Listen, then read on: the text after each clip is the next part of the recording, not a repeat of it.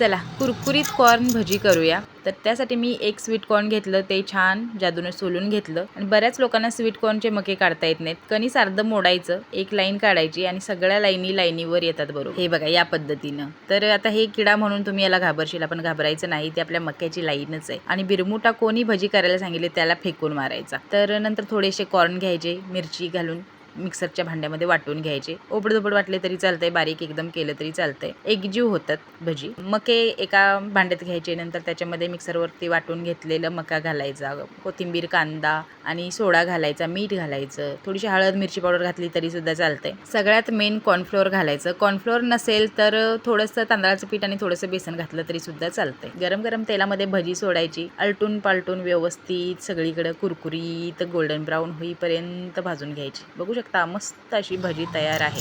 सोबत गरमागरम चहा आणि मस्त असा रिमझिम पाऊस। चला सबस्क्राईब करा।